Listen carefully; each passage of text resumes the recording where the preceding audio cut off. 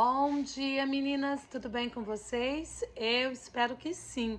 Hoje a gente chega no estudo do capítulo 5 de Atos. Sim, já capítulo 5. E hoje a gente está aqui num cenário diferente, é verão, tá calorzinho. Eu tô aproveitando a luz agora do final do dia. Fica melhor gravar aqui fora. Eu só espero que não tenhamos muito barulho. A rua não tá tão longe e de vez em quando passa um carro, mas é tentando aproveitar aqui a luz do sol, tá bom? Então, sem mais delongas, bora para esse capítulo, porque hoje a gente tem muita coisa boa para falar, né? Aqui no capítulo 5, como eu já falei antes, a Bíblia ela não era dividida em capítulos. O capítulo 5 é uma continuação do capítulo 4, que foi muito bem falado pela minha amiga pastora Elis. E a gente entra agora aqui, né, no capítulo 5, dando sequência ali aos eventos do capítulo 4. A gente vê ali no finalzinho do capítulo 4 que os apóstolos eles se reuniam, eles estavam sempre em constante oração e a presença do Espírito Santo era algo muito forte. O mover do Espírito era forte, vinha, enchia o lugar onde eles estavam, era uma visitação muito forte. Era uma prática que eles tinham de orar e agora ainda mais, né, com a presença do Espírito Santo. Outra coisa que a gente vê ali no final do capítulo 4 é que faz referência às pessoas quando a igreja estava crescendo e as pessoas quando elas vinham para Cristo, elas se desprendiam dos seus bens materiais. Elas vendiam o que elas tinham e elas depositavam aos pés dos apóstolos. Isso não era uma prática obrigatória, ninguém tinha necessidade de fazer isso. Elas simplesmente faziam porque elas estavam compelidas pelo Espírito Santo a fazerem isso, a compartilhar, né, tudo que elas tinham, porque elas achavam que já não precisava de mais nada.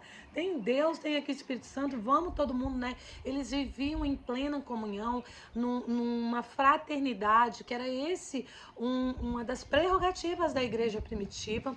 Então, convertiam-se, vendiam tudo que tinha, mas não era algo que era obrigatório, ninguém era obrigado a fazer. Fazia se quisesse e quando vendia suas propriedades, doavam todo o valor. Nós vamos ver bem no finalzinho do capítulo 4, Barnabé fazendo isso. Ele vende, ele chega e ele entrega tudo aquilo que ele... o valor, né, total... Ai, desculpa, meninas. Ele entrega o valor total ali da sua propriedade aos pés dos apóstolos. Já entrando agora, né? Por que eu falei isso? Para a gente entender bem aqui o contexto que estamos lidando no capítulo 5.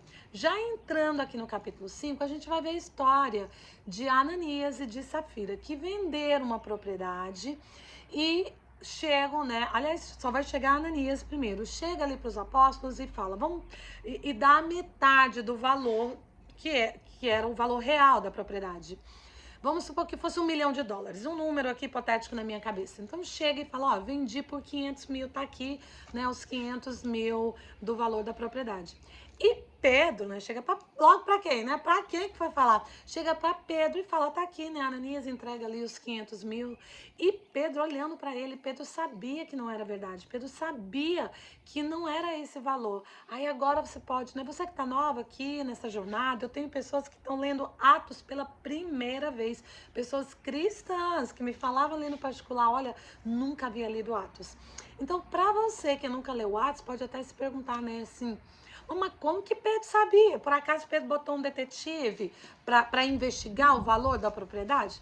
Não, meninas, não é nada disso. Acontece que Pedro estava cheio do Espírito Santo. Ali foi uma revelação divina.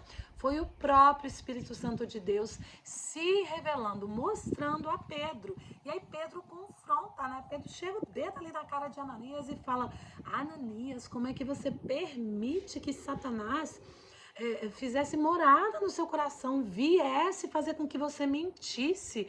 Por conta disso, Ananias, você, ó, não acabou, deu ruim aqui, você vai morrer. E aí, Ananias, pá, cai durinho, né? A Bíblia aqui em Atos diz que ele expirou. O tempo de validade de Ananias expirou, acabou e não deu mais para fazer mais nada. E aí, né, os outros apóstolos, os novos convertidos, porque ali tinha muita gente, pega esse Ananias, leva para sepultar Ananias. Isso foi muito rápido. Num período de 3 horas, tudo isso. Ananias chega para Pedro, morre, é levado e sepultado. E aí vem a sua mulher, Safira. Safira já havia combinado com Ananias que eles iam mentir em relação ao valor. Eles iam dar a metade, ficar com a outra metadinha, né, ali para eles e pronto. Mas Safira chega toda despercebida, sem saber o que tinha acontecido com o marido, estava sabendo de nada. Pedro olha para ela e pergunta para ela também. E aí, quanto é que foi o valor, né? 1 milhão, né? Safira vai lá e fala, vendemos por 500 mil. Pedro olha para Safira e fala, o quê? Você também? Se Safira tivesse falado a verdade, mesmo que contradizesse o seu marido, Safira teria vivido uns bons aninhos aí para contar a história. Mas acontece que Safira mente assim como seu marido. Pedro olha para ela e fala, tá vendo esses moços aí? Olha para os pés deles, acabaram de chegar do cemitério porque eles foram enterrar o seu marido. E os mesmos que enterraram o seu marido já estão a postos para levar você também e te enterrar. E nisso Safira respira, prazo de validade vencido, cai dura, né? Morre também. Aí, a pergunta que eu acho que não quer calar, que talvez você que está nova nessa jornada possa aqui se perguntar, mas gente, precisava matar? Precisava morrer Ananias e Safira? Que é isso? Não dava só para falar, olha, não faz isso de novo, da próxima vez vocês venderem alguma coisa, vocês trazem todo o dinheiro. Mas meninas, precisava, era necessário que isso acontecesse. Porque para mim, eu vou entrar nesse assunto aqui daqui a pouquinho, não é nem sobre o dinheiro aqui, é mais sobre relacionamento com Deus. Ali nós estamos no início da igreja primitiva, chamada igreja primitiva, o começo de tudo. Então, as pessoas quando elas viram isso, que elas viram que Ananias morreu, elas viram que a Safira morreu por conta de uma mentira, elas ficaram atemorizadas, elas ficaram com temor. E com certeza isso teve um impacto muito grande no relacionamento delas, para que elas não fizessem, relacionamento delas com Deus, para que elas não fizessem isso, para que o relacionamento delas com Deus fosse pautado apenas na verdade e não na mentira. E aqui eu particularmente acho que tem muito menos a ver com dinheiro em si e mais a ver com o relacionamento com Deus. Deus não estava preocupado ali com a quantidade. Primeiro que Safira e Ananias, eles nem precisavam ter vendido, não era uma obrigação, não era uma lei que eles tinham que cumprir. E mesmo que se eles tivessem vendido, chegasse para Pedro e falasse, olha, a gente vendeu por 1 milhão, mas nós achamos por bem que a gente vai ficar aqui com 500 mil, os outros 500 a gente dá para vocês, né? Já é um valor bom, né, menina? Se fosse 1 milhão. Mas esse não era a prerrogativa, não era o ponto. Então é mais sobre o relacionamento, porque a gente pode até se perguntar quantas vezes nas nossas vidas nós agimos como Ananias e Safira. Às vezes é na doação de alguma coisa, às vezes fazemos trabalhos, somos voluntários na igreja, mas não temos vida com Deus. Aparentemente ali na igreja estamos, nossa, é uma pessoa ativa, faz isso, faz aquilo, ou doamos coisas, ou fazemos coisas boas, não coisas ruins. Mas olha só, a intenção de Safira e de Ananias nunca foi agradar a Deus, foi mostrar, foi uma religiosidade. Outra vez que já falamos tanto disso aqui, foi mostrar aos homens que eles eram bons. Isso, simplesmente assim. Até porque a gente vê no final do capítulo 4, Barnabé entregando tudo. Com certeza, Ananias e Safira viram o que Barnabé fez. Só que o que eles queriam? Eles queriam que os homens reconhecessem que eles eram bons, que eles eram alminhas caridosas, que faziam bondade, que eram caridosos. Mas ao mesmo tempo, eles estavam sendo ali, segurando o que já não pertencia mais a eles. Então, para mim, não tem muito a ver com o dinheiro, e sim com a veracidade, com a atitude deles. Que fosse outra coisa não relacionada a dinheiro, Pedro teria essa mesma revelação e Pedro confrontaria da mesma forma. Então eu acho que a pergunta que não quer calar para nós é, será que nós também estamos agindo como Ananias e Safira, fazendo as coisas até boas, não ruins não, até ajudam no reino ou ajudam em outras coisas, mas nós estamos, qual é a intenção dos nossos atos? Essa é o grande porquê aqui de Ananias e Safira. Qual é a intenção, a verdadeira intenção dos nossos atos. O que nós estamos querendo? Nós estamos querendo agradar a Deus ou estamos querendo agradar ao homem? E mesmo, meninas, hoje eu falo, né? Porque hoje a gente não tem o Pedro, infelizmente, né? Assim como eu falei no capítulo anterior, não tem prata nem ouro. Hoje a gente não tem um Pedro para chegar e ter essa... Tem alguns bons homens de Deus que tem, pode crer que tem, mas está em falta para chegar com essa autoridade do Espírito Santo, ter essa revelação, apontar o dedo e falar, olha aqui, isso aqui tá errado, não, não, não. Até porque se tivéssemos mais Pedros agindo assim, eu vou confessar para vocês, ia ser milhões de Ananias e Safiras com o tempo expirado. E aí eu não tô nem falando dessa morte física não, mas é com Deus mesmo, o tempo expirado com Deus, porque o que tem de pessoas aparentando uma coisa que não é brincadeira não. Então, para essas pessoas, ainda bem que tá faltando Pedro com essa autoridade, porque senão, meninas, ia dar ruim para muita gente. Ia dar ruim para muita gente. Mas seguindo aqui o capítulo, a gente vê que os apóstolos, vou até colocar meu óculos que eu quero ler esse versículo. Os apóstolos, eles faziam muitas maravilhas. A coisa era, assim, fenomenal, era sobrenatural.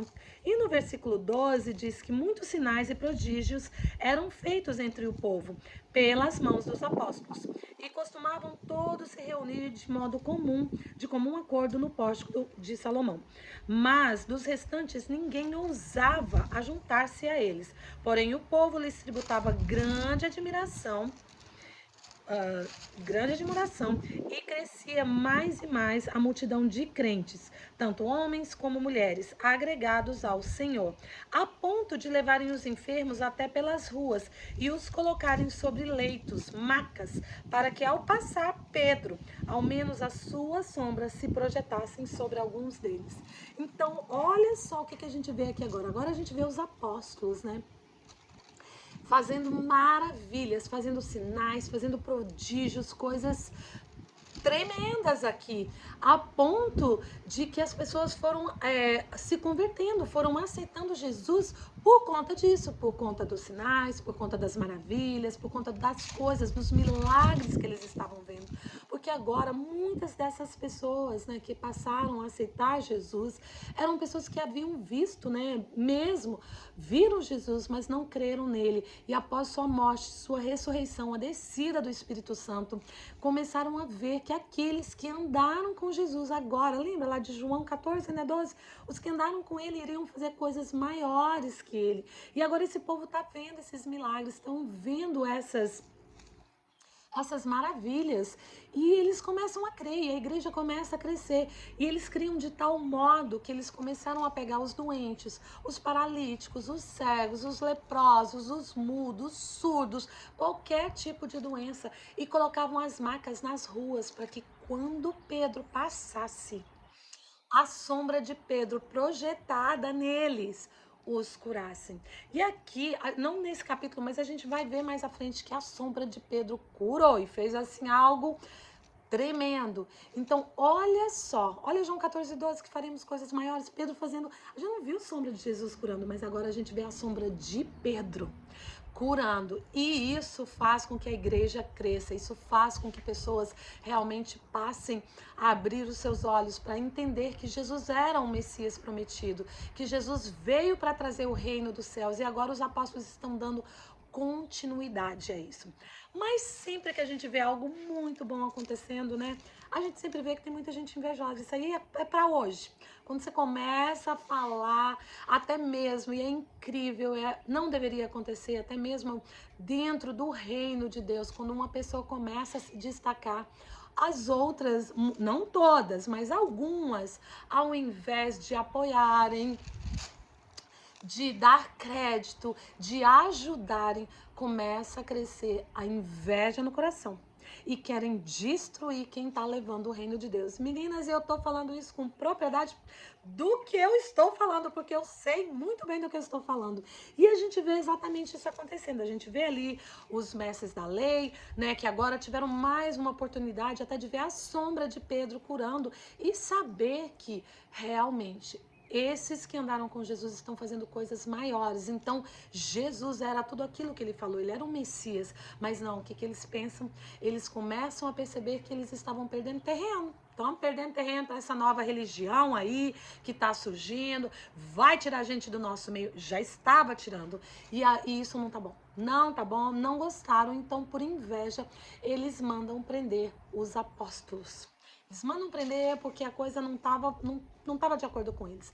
Só que uma coisa que a gente vê, e isso vale para nós até hoje, para quem está com Cristo, para quem está cheio do Espírito Santo, não tem cárcere, não tem prisão que consegue deter esse povo. Então, se eu e você estamos cheios, estamos andando com Cristo, estamos cheios do Espírito Santo, não tem prisão que consiga nos deter. Porque o que acontece aqui?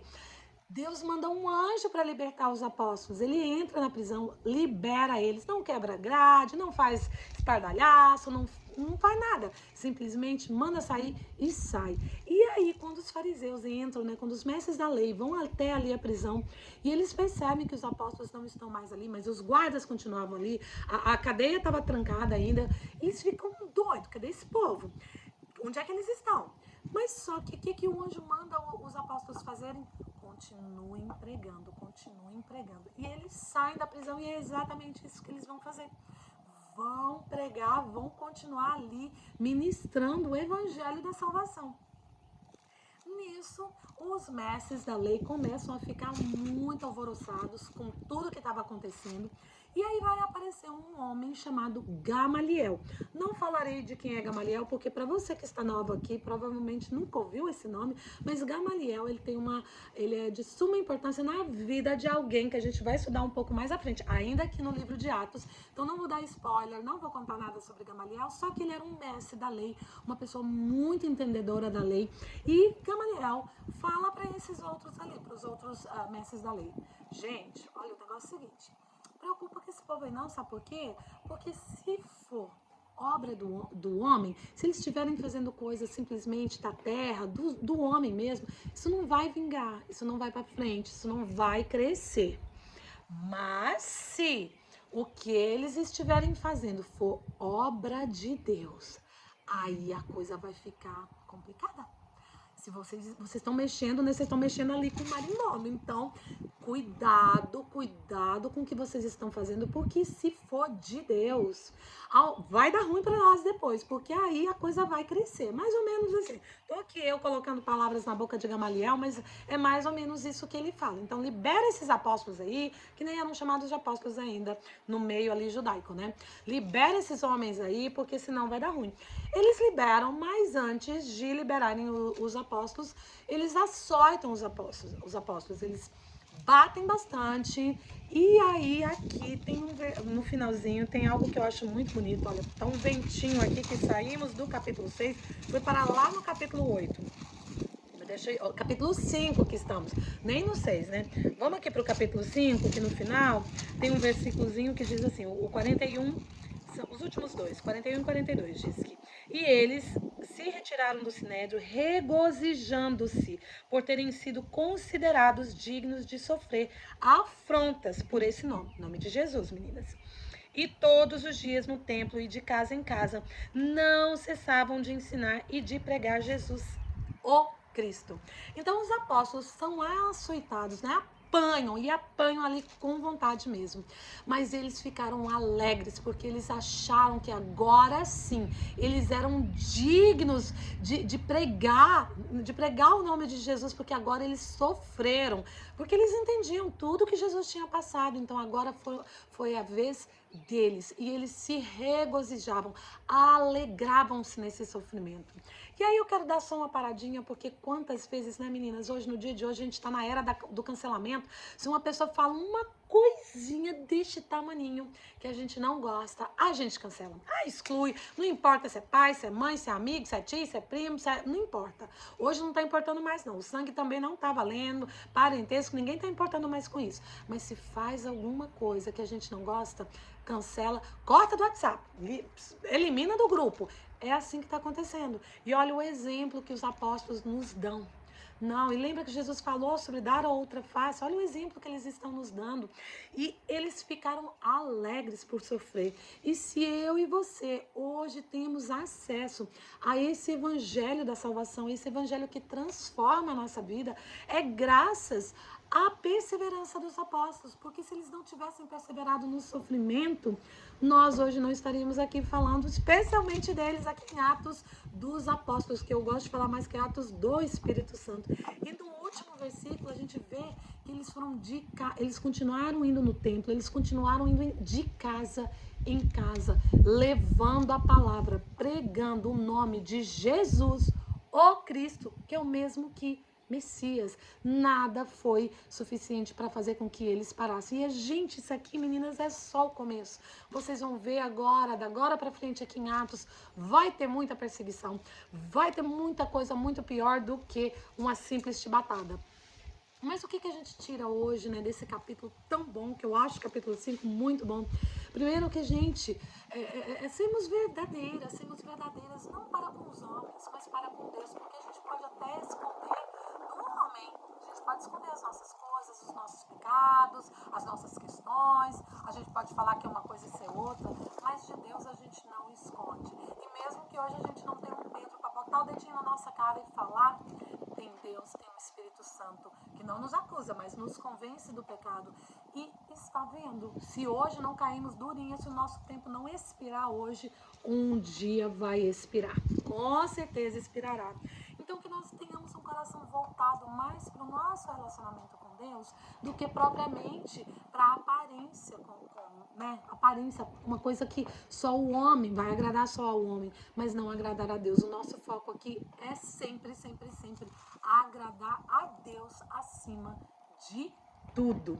E que perseveramos, né? Vamos perseverar em oração, como os apóstolos faziam, perseverar, continuar, né?